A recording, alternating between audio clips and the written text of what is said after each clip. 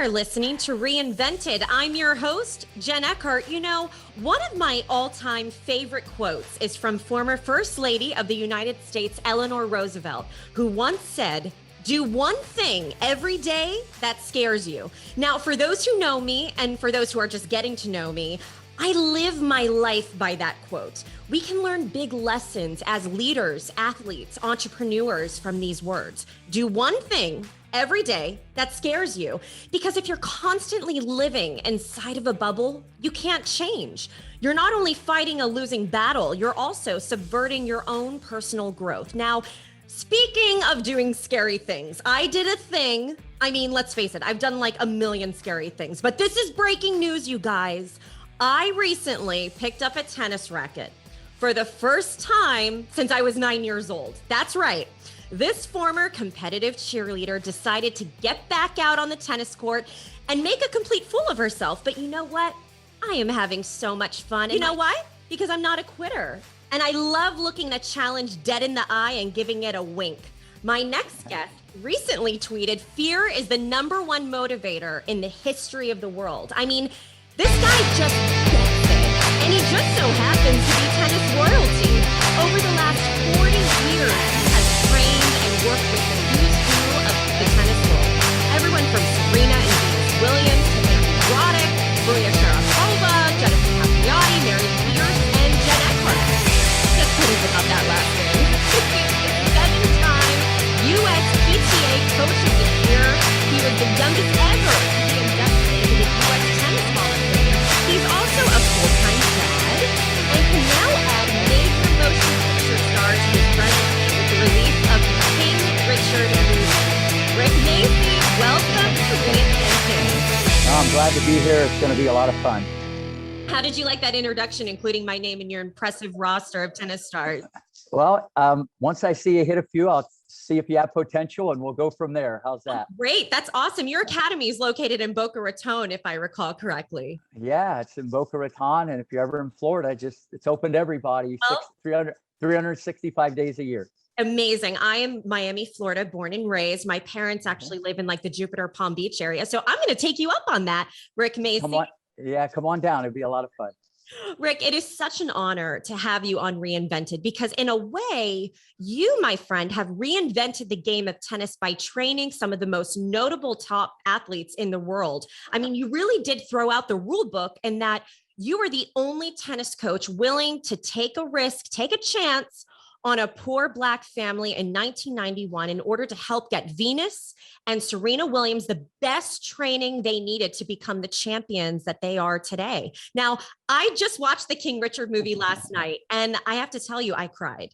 I mean, King Richard, for my viewers and listeners who don't know, depicts the upbringing of tennis legends Venus and Serena Williams and the determination of their father, Richard, who's portrayed by Will Smith. Now, Rick Macy, my guest here, is the girls' coach. He's portrayed by John Bernthal. And Rick, I have to ask, as somebody who actually lived the story as seen now on the big screen, I mean, you played such a critical role in making these athletes who they are today. What did you overall think of the film? No, the film it's a masterpiece and it's going to stand the test of time, you know, and it's so spot on. Almost everything is right there because I was there every day, 4 years, 6 hours a day. You know, Richard was my best friend and Venus and Serena were like my own daughters. Oh. And that doesn't sound like a lot of time, but take that times 365. So we were family. And, you know, I was on a mission. And, you know, when I believe in something, it sounds like a big risk when you see the movie, especially the financial part. You know, I'm not a billion-dollar corporation, but I knew what I could do, putting Humpty Dumpty together. And I just saw something inside these two little girls that not only could they possibly be #1 in the world, and they lived in the same house, I thought I could help transcend the game. And so it wasn't as risky. And if you're a coach and you love challenges, it was the best decision I ever made.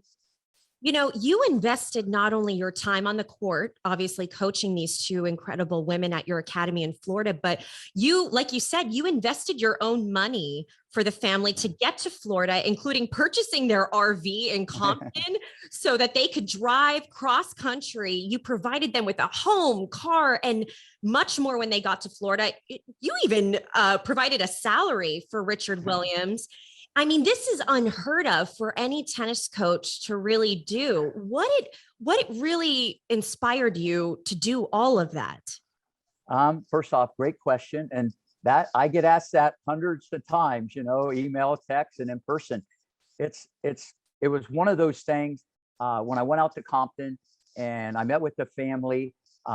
It was just like yesterday, when they came to the hotel room, Venus was on one leg and Serena was on the other, and arms around Richard, and they were hugging and kissing. And Richard started asking me all kinds of questions. I thought I was in a deposition. It was like, but this guy was like, he was like grilling me. But Jen, I respected it, because if he was going to let someone in his circle, he wanted to know that it was going to be bigger than tennis, because he already knew what I did with Capriati. She was the youngest ever to win the 18s as a 12-year-old, a record that still stands today from 1988. So he already knew the tennis part, but to be a role model and a father figure, he just was taking the temperature.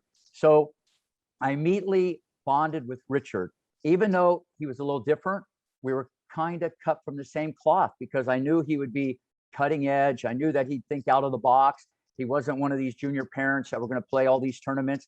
So then the next day, I got to tell the story. The next day, they said, we're picking you up at 7:00 and we're going to go to East Compton Hills Country Club. So the next day, they picked me up at 7. In that little bus you saw in the movie, the red and white bus that's wobbling, the Prince logo on the front. I get in the front seat and I sit there and I get harpooned in the buttock by a spring. And I'm going, and then I look in the back and Venus and Serena, and they're like that. And there's like 4 months worth of McDonald's wrappers. There's balls, there's ball hoppers, there's dirty clothes. And so it was like a movie, because I was at a 5-star resort, Greenleaf Golf and Tennis Resort, as the director. And this was crazy. And let alone, I never got on a plane, Jen, to go see someone. They either came to the academy or I saw them at a junior tournament. So it was, I don't know. I just had a different vantage point of really how they were living, and really just their sheer determination to make this happen. Yeah. And then we were going to East Compton Hills Country Club. And about 10 minutes into the ride, I'm looking around, I'm going, this is a strange place for a country club. And we pull up to this park. There's like 20 guys playing basketball. They're drinking and smoking, and guys are laying on the ground. We get out of the bus, and the basketball court parted like the Red Sea. And they go, Richard, King Richard. So about 3 months earlier, the New York Times did a story on Venus, because she won like 60 matches in the 10 and under. So they knew who they were from a little publicity. So then they go, hey, Meek, Serena Jamaica Williams. They go, hey, Meek, hey, VW. So we go across the court. It parts like the Red Sea, and Richard goes, he's okay. He's with us. I kind of stood out. Yeah. So we go onto the court, and I had a box of Wilson balls shipped there. Richard goes, Rick, we don't use new balls. We want old balls. We want them digging. We want them bending. I go, okay, I get it. It's a little different. So then we go onto the court, and me and you, we wouldn't play on the court. And Richard had a cart next to the post. Was it an actual grocery cart? You got it, like in the movie. About 7 chains wrapped around it. Jen, it took him 20 minutes to get the chains off. He goes, Rick, I got to secure it. It won't be here in the morning. So it was just like, and I'm sitting there going, this is crazy. Because remember, I had Capriati, and she was like poetry in motion. Her knees were bent in the parking lot. Her racket was back, low center of gravity, great fundamentals from the late, great Jimmy Everett, Chrissy's dad. So my reference point is like gold, And now I'm looking at this thing and I'm going, this is crazy stuff. So we started hitting balls. Me and Serena, I was just doing drills at first, and I didn't think they were any better or any worse than 50, 60 in the nation. Arms, hair, beads flying off their head. I mean, tentacles going everywhere. And I'm going, what in God's name am I doing in Compton, California? So I just said, this is not anything special. But then, and this is a great lesson for any parent or coach, or even Rick Macci. You don't judge a book by its cover. The cover could be amazing and the book bad. The cover bad and the book amazing. So we started competing, Jen, and it blew my socks off. When I saw them, we kept score, like the fans are in the stands, you know, and the way they ran, the burning desire, it was like a rage was in these two little kids. There was something, and I just never saw two little kids try so hard. It just blew me away. Now, the strokes were still shaky, but everything got cleaned up a little bit. So I went to Richard. I said, come here. I'm going to tell you something right now. You got the next female Michael Jordan on your hand. And he puts his arm around me. I got me the next too.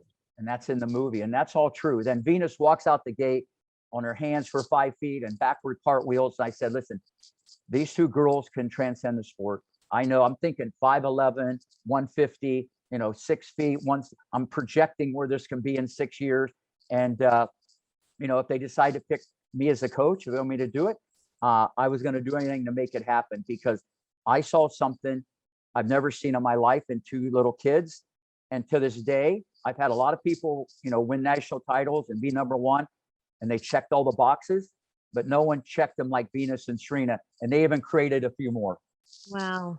And I love that the movie really depicted their humble beginnings. I think that's so important. They weren't just champions overnight. I mean, it shows you the struggle. Like you said, it took Richard 20 minutes just to unravel the change from the grocery cart that was holding all of their used tennis balls. And here you brought new Wilson balls for them to use. And wow, there's so many life lessons that are just jam-packed into this film. And thank you for giving us some color as to, look, you live the story. It's one thing to see it, the Hollywood big motion picture, but to actually be talking to the man who was there, like nitty gritty with them amid all of this, is really something else. Yeah. Now, I have to say, as a journalist, Rick, one of my biggest takeaways was the scene in the film where 14-year-old young Venus Williams was sitting down for an interview with a reporter ahead of a big junior tennis match against Sanchez Vicario. Now, the reporter was a little relentless, like pushed Venus about her ability to win the match. And she responded that she believed she could. She said, I know I can beat her. I'm very confident. But the reporter almost in a way kind of like mocked her confidence and said, but like how? Why are you so confident? You haven't played a match in nearly 3 years. Richard, Venus's dad, swooped in, interrupting the interview, which actually happened on national TV back in 1994, defending his daughter, saying, hey, pal, she answered your question with a lot of confidence. Leave it alone. You're dealing with a little kid here. I would love to know, Rick, what did you make of that powerful scene? Well, when I was in the room, I was right there with Richard when the interview was being done. And I think the guy interviewing Venus first, he probably never has been in that situation in his whole life, because looking back now, Venus and Serena are wired very different than a lot of people. So he wasn't around greatness or pure confidence, especially at a young age. So when Venus just said, I know I can. And then he goes, are you sure? And then she says it again. And then Richard freaked out. So you got to remember, I'm telling everybody, she'll be better in Capriati. She'll be number one in the world. Her little sister might be better. And there's all this publicity, Jen, going on. So then when Richard interrupted like that, I'm going, this is crazy. But that was Richard, you know what I mean? And he was right. And then what was crazy, the next day, they didn't cut any of it out. They showed it live on TV, Richard interrupting. And I'm just sitting there going, because I had to defend Richard a lot, because he would say crazy thing. But it didn't matter, because he treated these girls the way he acted with them, and the mom too. I think she needs a lot of credit, but I saw that. So no matter what he did, that trumped everything, because he brought their books even to the court. And if it rained, go to Rick's office every single night. Happy, mad, sad, a good day, bad day. They would always say, Rick, thank you very much. They would go home at night, and none of this is in the movie. They'd go home at night, 10, 11 years old, after dinner. He puts up a tripod.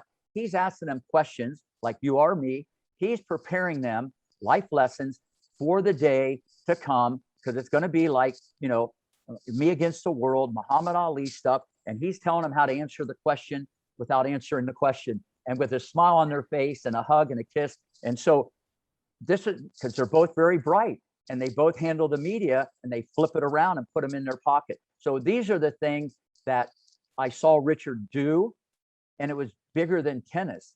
And so when he did this, it didn't surprise me. It kind of freaked me out, but it didn't matter, because that was one of 100 stories kind of like that, because he was the best father, because I saw it every day that I've ever been around. You know, and then the film does an excellent job portraying that. I think Will Smith did a fantastic job portraying Richard. I mean, look, everyone needs hype people in their lives. We all need people who not only believe in us, but also who motivate us, people who remind us of our potential and encourage us to just reach for it. One of the biggest takeaways of the film and real life story for me is you have to believe in yourself. I mean, the world is going to tell you you can't. The world is going to tell you you're not good enough. That's where someone like you comes in, Rick, or someone like Richard. I mean, what are some lessons, I'm curious, that you have instilled in some of your players who feel down on their luck and not good enough?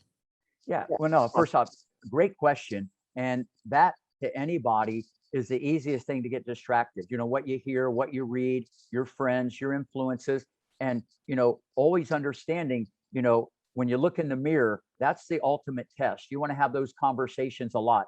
And just like what you eat, you want to keep empowering yourself with positivity. And that environment that I created for Meek and BW was incredible, you know, because they were just willed to be number one, even though they had the goods to probably be there athletically eventually anyways. It was so positive, and it was all about the big picture. It was never about the moment. It was much always bigger, but it takes a special mom and dad to buy into that. But I do that with all the kids. You know, when I give a lesson, the staple is just not biomechanics or technical part or footwork, the mental part. It's an entree, a smorgasbord of everything, because it's not the people that I've had win Grand Slams or be number one, or the over 300 people that have won nationals or the award.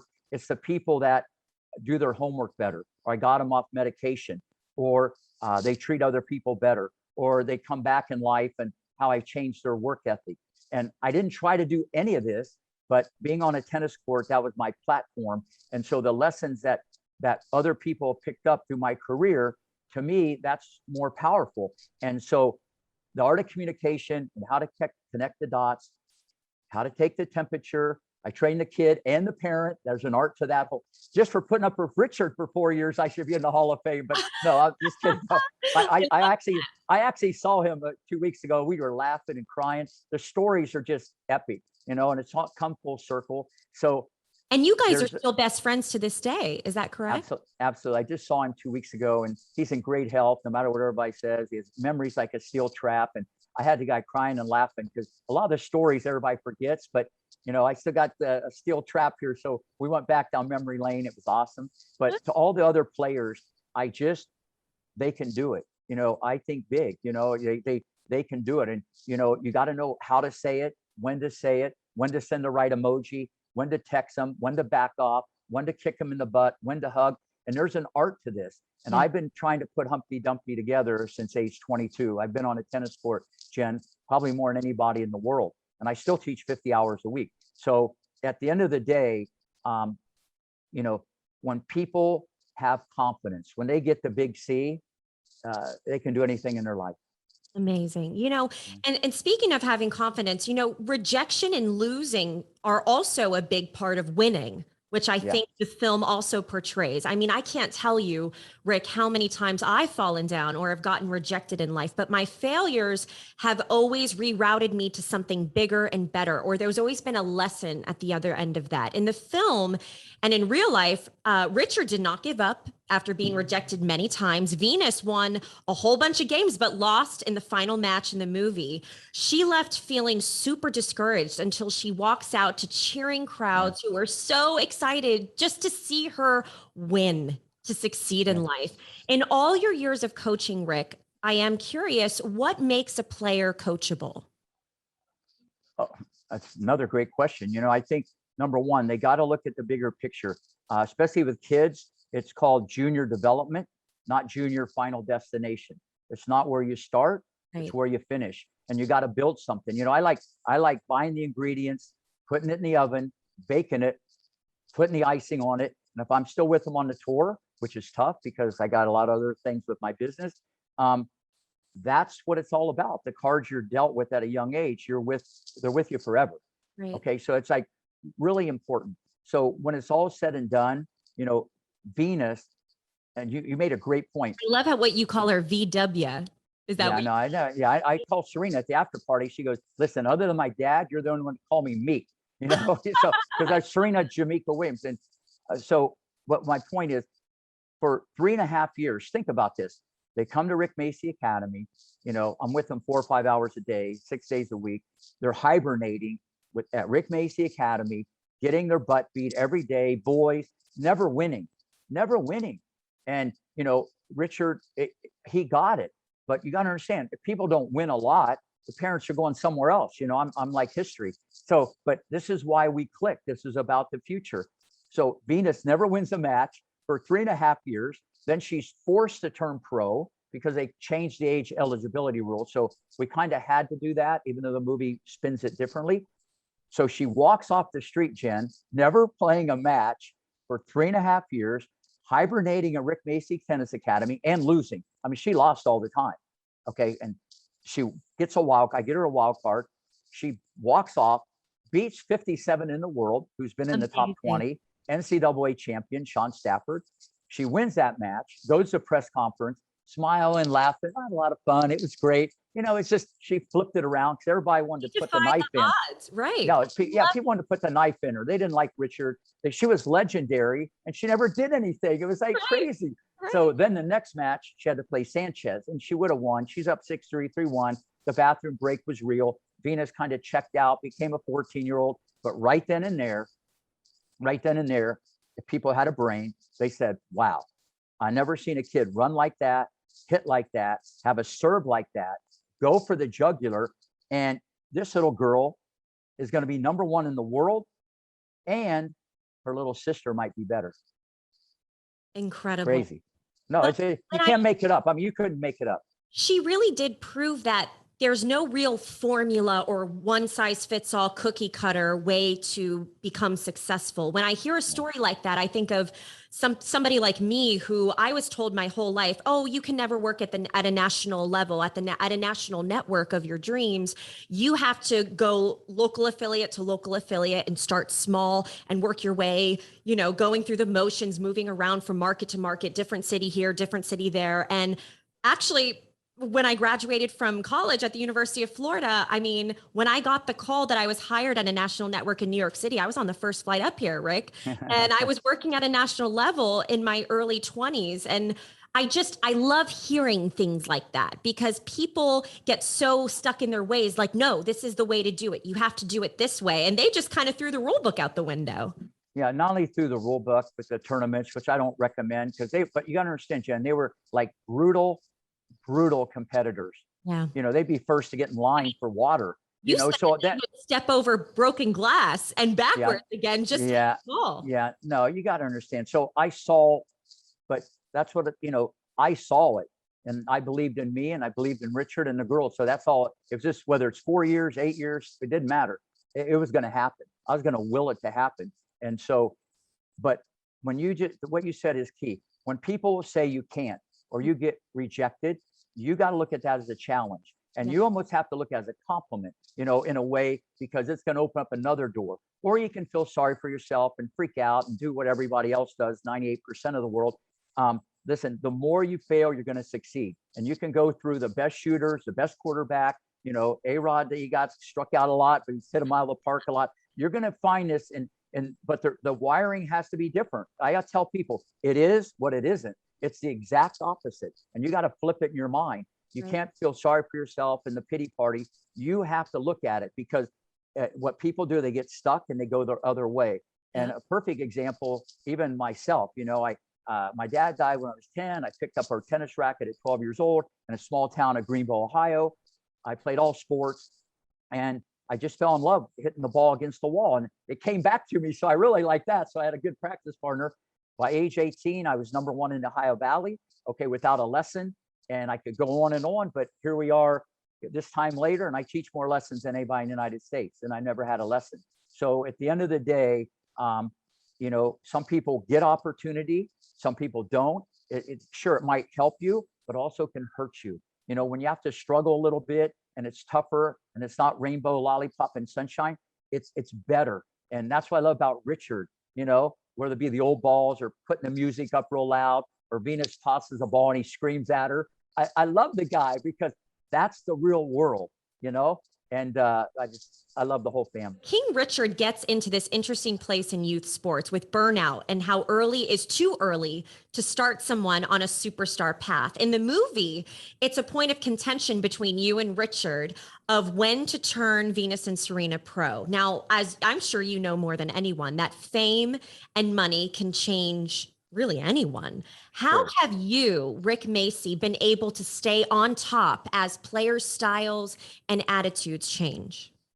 Yeah, first off, it's a great question, you know, but I knew with Venus and Serena, they would not change. Nothing's going to change them. That wiring was baked in extra crispy from birth all the way to the day they met me, or I wouldn't have dove in head first with the big financial commitment and all the sweat equity. So aside from Venus and Serena, if you're not changing, someone's going to change you. So you got to change with the equipment, the players, the athlete, and you got to adapt your style because kids communicate and listen different. You know, if you're teaching the same way you did 25 years ago, not just the technical part, but how to communicate, how to educate, how to motivate. You know, if you're not changing, it just won't happen. And that's one of the things about my career. If you're not reinventing.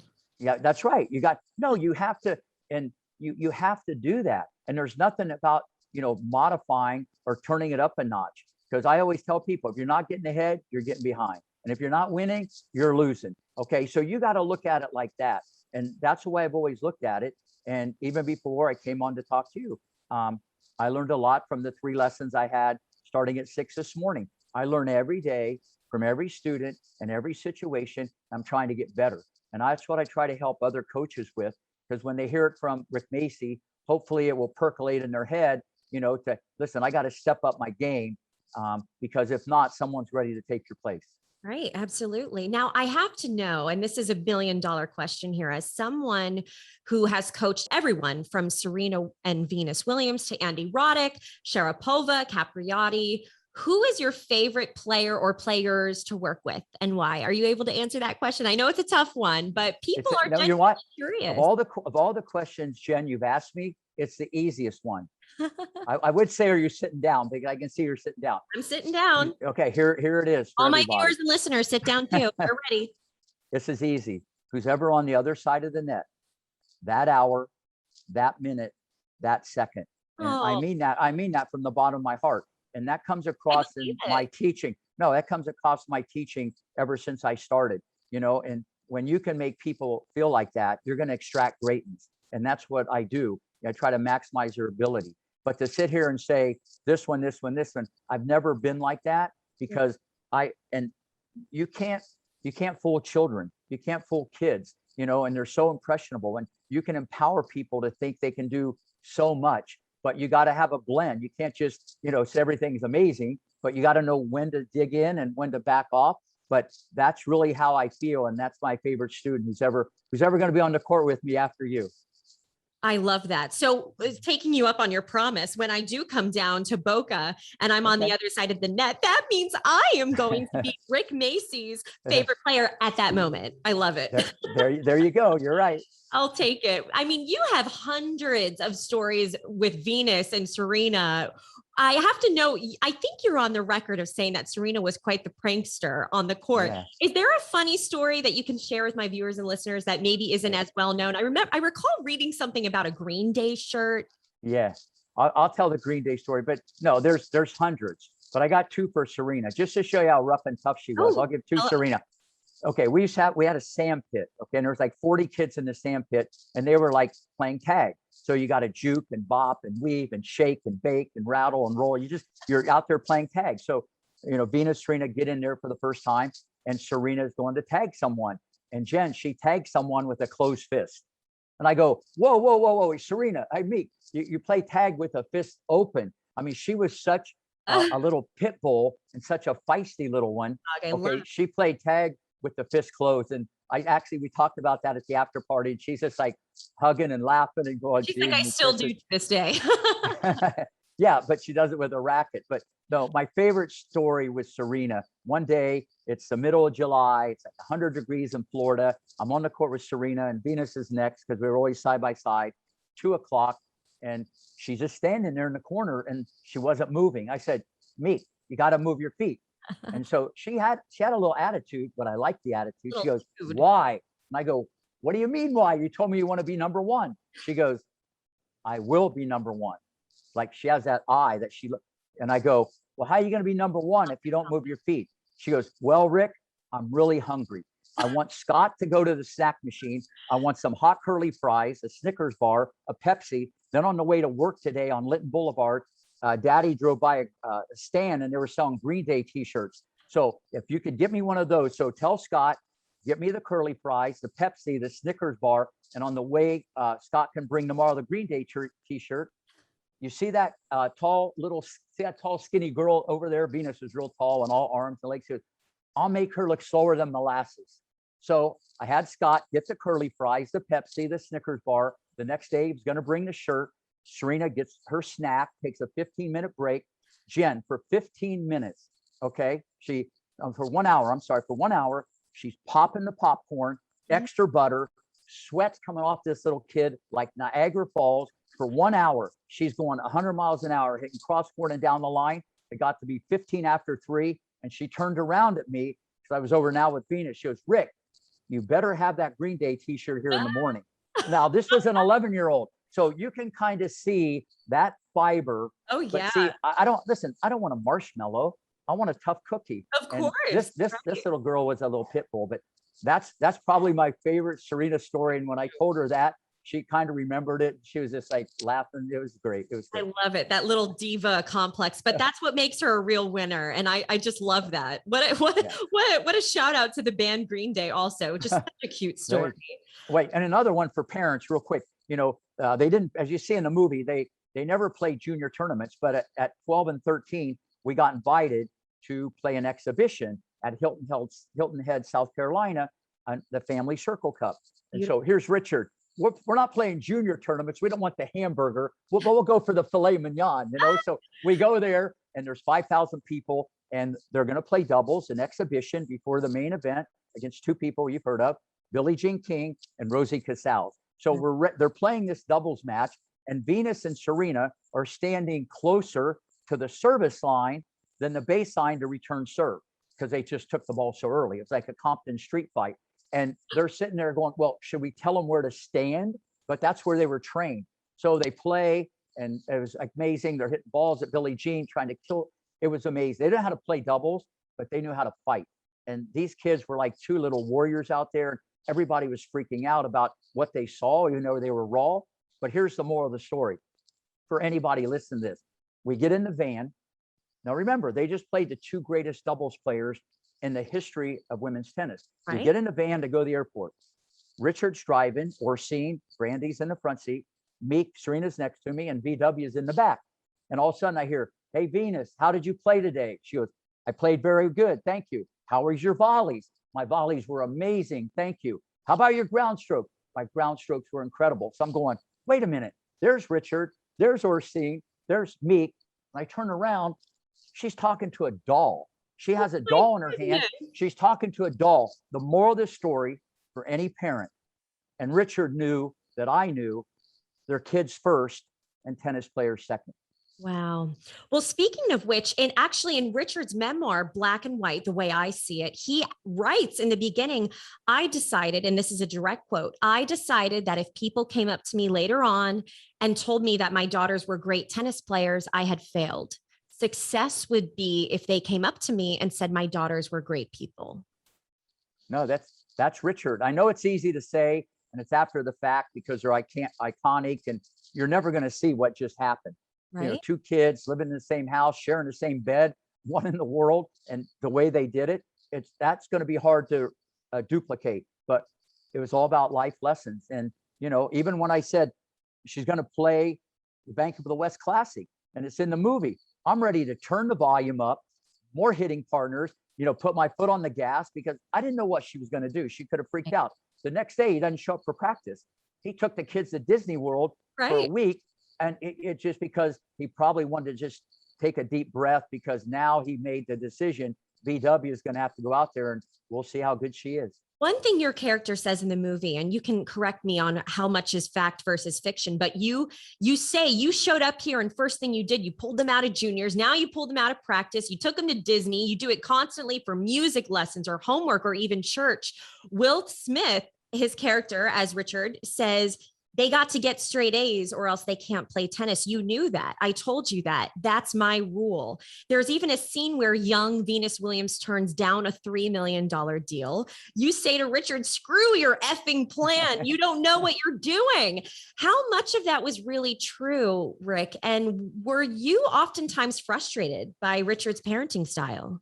Well, first off, I never get frustrated. I just learn and get better. I have more patience than anybody. So it might have looked in the movie, I got frustrated because like anything, you're going to have ups and downs, but you get better from every situation. But no, I never got frustrated. And that is very much true what you said in the beginning about straight A's and all this other stuff. I mean, that was pretty much the template. But you got to understand, by the way I responded to everything, deep down inside, I wanted to practice more. I wanted to work harder. I was doing that not for Rick Macci or Richard Williams. I was doing that for VW and me. I was doing it for the girls. I was trying to, because I was on a mission. I mean, a lot of guys would say, hey, that's great. Take a week off, go to the beach.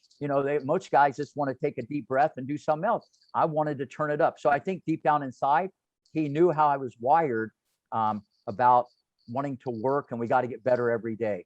The thing with the Nike deal, it was kind of like that. Okay. But one thing that is true, she did play that pro event and I did get her to play the pro event. Okay. And the rest is history with the deal that they end up getting. So yeah, almost everything in there is true, but there have been people come at Richard with deals.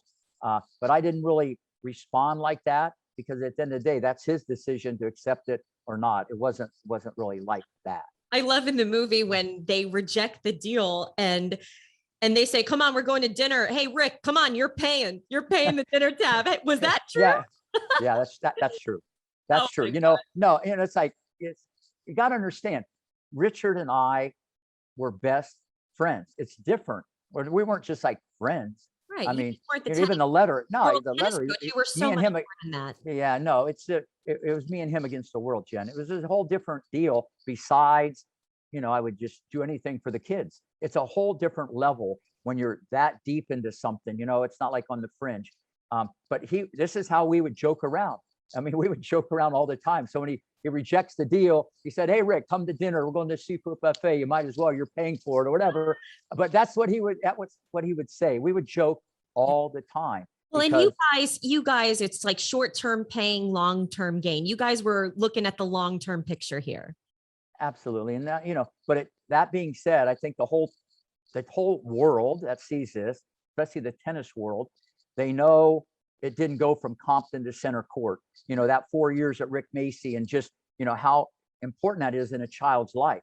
Forget mentally, forget the mental part, which is big, just technically putting Humpty Dumpty, putting this thing together and being on that commitment, but then the financial part. So I think everybody has to understand the patience and the art of coaching, because, like I said, Richard's very stubborn and he's set in his ways and you could see that in the movie. But when I handled him the right way, we all won.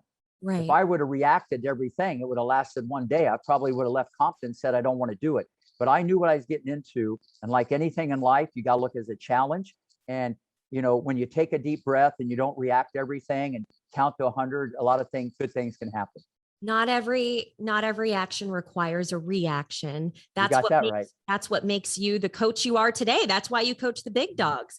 Now, yeah. I'd be remiss if I didn't ask this. Now, just parting ways from the movie for a second. There have been some feelings of hopelessness, and I guess you could say frustration surrounding US men's tennis as of late. Now, correct me if I'm wrong, but I believe that there are currently 14 men in the top 100, the most since 1996, but none in the top 20. Now, the US doesn't have any truly elite players right now, but it does have youth. And when I think of that, I'm like, that's where Rick Macci comes in. He is building the future of tennis. I think that in watching the US Open this year, it also hinted at better days ahead. How can American tennis get back in the spotlight? It's going to be a slippery slope. Amazing question. Someone asked me that the other day. Well, been asked this a lot. Here's what's happened. The sport is so global, and the best athletes, okay, go into tennis from other countries outside the United States. You know, there's not a lot of options with football. There's just not a lot of options. So the other countries get the people who have better fast twitch muscle, mentally strong, you know, different households, great genetic base. Those are the athletes that you see in Djokovic, Federer, Medvedev, Murray, Rafa. And we don't get that. Think about it. The two best players, the last time I checked, whether it's Isner and Riley Opelka, one's 7 feet tall and the other 6'11". I mean, they should be shooting layups and jump shots in the NBA. So they're there because they're different, because they have a monster serve and they're still got good attributes, but they're a little different, you know. So where's everybody at? Tiafo, all these players are very good, okay, but great, Jen, is rare air. Great is a special fraternity. To get there, like anything in life, and to stay there and be consistent, that's just a whole nother level. So the only way we're going to do it, okay, and I have the formula. I've talked to USTA. I don't have magic, but it's easy. If I would have had LeBron James at 10 years old, there's no doubt I could have got him number one in the world, because he checked all these boxes that on a rainy day or when you're nervous, he can run and fight and compete. It just makes it easier when you have that elite athlete. So what you do is this: you get the best kids when they're 6, 7, 8, 9, 10. You try to find the needle in the haystack. You find needles. You don't just like throw it out there. The fact that we have so many men in the top 100, duh. I mean, the country's enormous. We should have 40. I mean, the bar's been pushed back. Now we got that many. Listen, that's a great accomplishment. But the last guy I coached, Andy Roddick, he's the last guy to win a Grand Slam. Okay. And I had Andy from age 9 to like 13.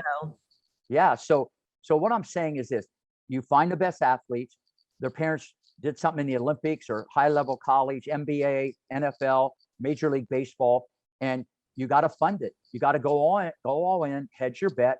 It's not going to all hit, but you're going to cover so many bases where you're going to have 4 or 5 kids eventually that will be in the top 10 players, because they can already do a lot of things that you just can't change. You know, you just can't change if someone's limited mobility or they're bad technically. And I'm not saying cloning.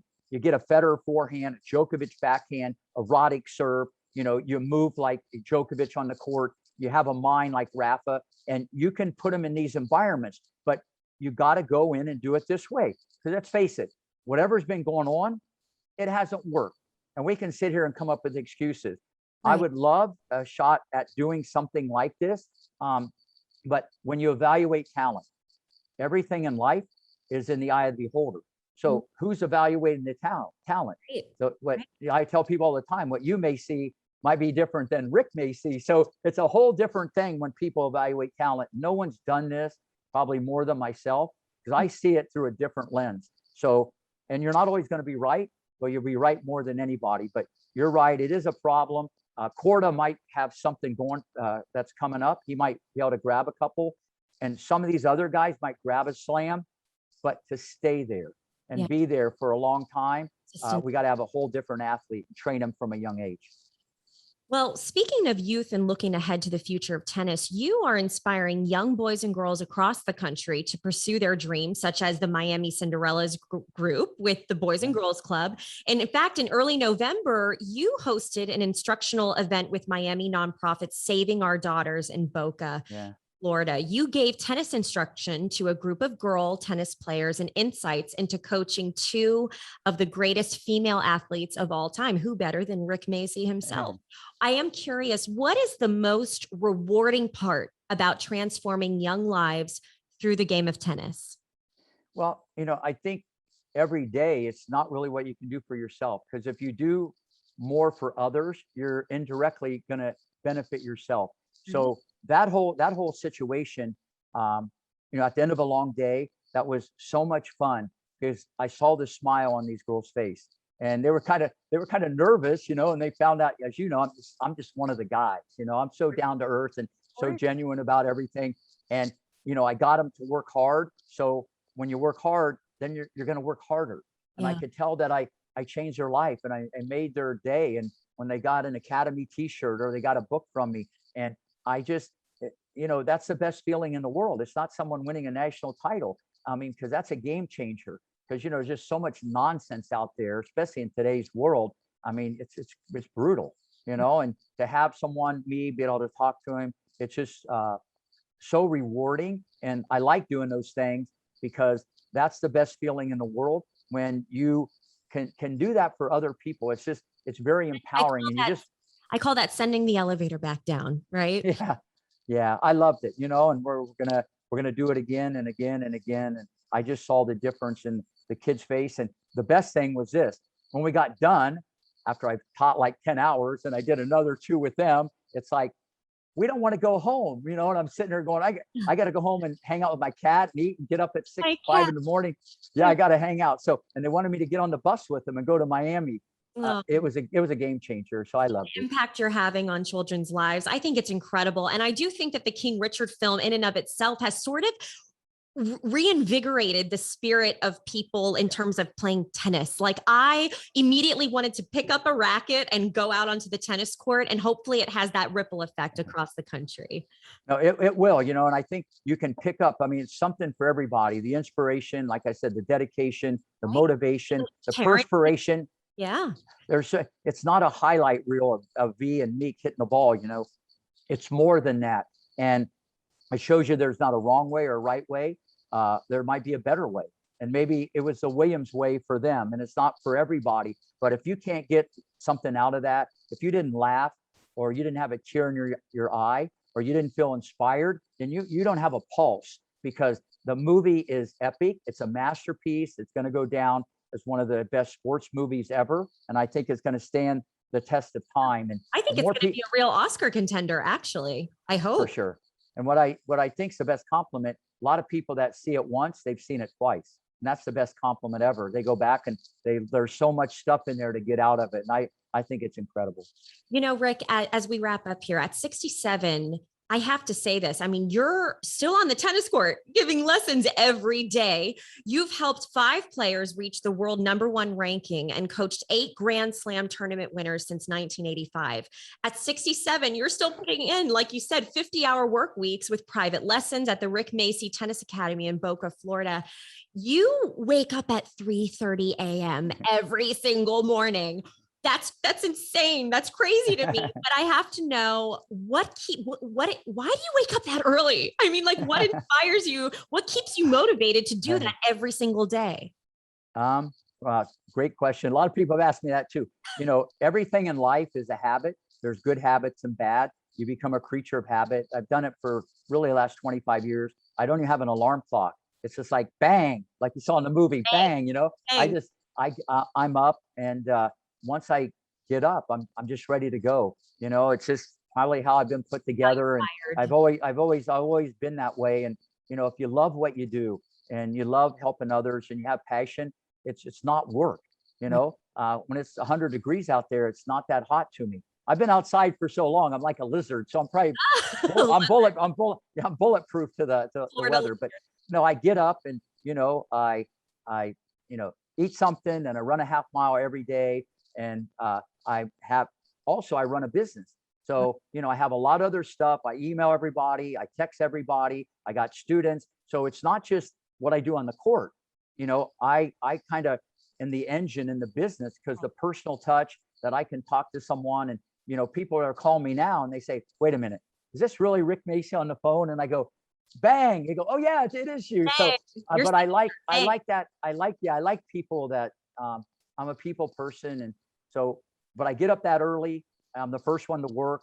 I open up the park. What's crazy is this is a crown jewel of Palm Beach County. I have this amazing relationship with Palm Beach County. It's like Disneyland and Candyland. The place is incredible. A lot of pros play there. You can rent a court for $5, and you might have Sophia Kenin or Francis Tiafoe playing there. And there's a tournament every weekend.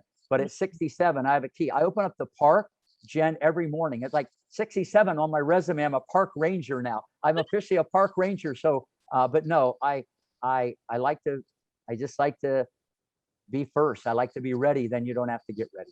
As Ricky Bobby says, if you ain't first, you're last. I love it. There you go. I like that one. I like that one. That's the kind of attitude that makes you a winner in life. You know, one of the main reasons, Rick, I decided to start this podcast is because it's given me a unique opportunity to do something new and exciting, which is combining my journalism background and passion for storytelling. But, you know, my hope is that people who listen and watch this episode walk away with a renewed belief that they too can achieve and reinvent themselves, no matter the cost, no matter the circumstance. And I really do believe that your story and impact, training some of the most successful athletes in the world, is reigniting a movement to challenge ourselves and our fears, both on and off the court. So thank you, Rick, for taking the time off the tennis court to come on Reinvented. No, it was awesome. I really enjoyed it, and we'll do it again. Thanks so much. So to all my viewers and listeners, if you haven't seen King Richard, go see it, do it. I promise you will not regret it. I do believe it will be an Oscar contender, I hope, this year. You will be inspired. So please find a way to watch it. As for this podcast, be sure to rate, review, and subscribe to Reinvented. That's available wherever you listen to podcasts, Spotify, Apple, YouTube, you name it, it's there. I'm Jen Eckhart. That was Rick Macy. Thank you for listening to Reinvented.